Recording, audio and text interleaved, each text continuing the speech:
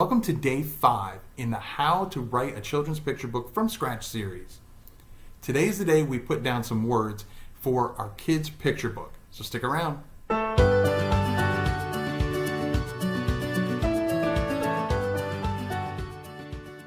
What's shaking, Right Riders? Keith Wheeler here, and if you want to continue to get all the hints, tips, and tricks on how to make self-publishing easier, be sure to subscribe to the channel. Smash that little bell icon so you get alerted every time I put out a new video. In the previous video, we discussed how to find images for our new children's picture books. I gave you the homework of downloading all the images you want or need for your new book. The truth is, there are many times when I swap Word Day for Image Day. It all depends on whether I already have the book text written and I just need to find the images to go along with it, or if I just have an idea for a book.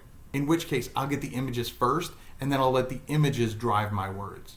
For this book, since I literally started off with no clue whatsoever what my book was going to be about, I decided to get the images first.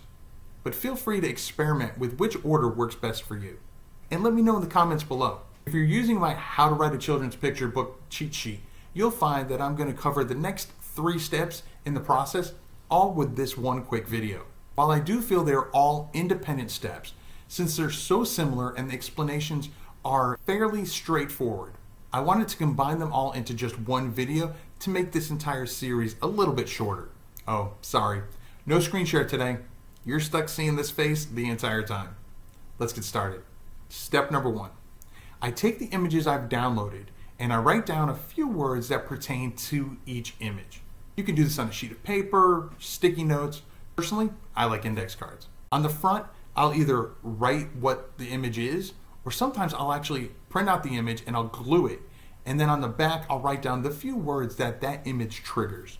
Once I have all the word-image combinations written on index cards, I will then move around the index cards to put the images/word combos in an order that seems to flow better with my story. Step 3. Now that I have my book laid out the way I want it, I'll take those words on the index cards and I'll flush them out a bit more to make them into full sentences or even paragraphs depending on the target age group of my picture book. If you haven't already, this is the time to determine what is going to be unique about your book. What is going to make it stand out from the rest of the other children's picture books on the market? Will it be a rhyming book?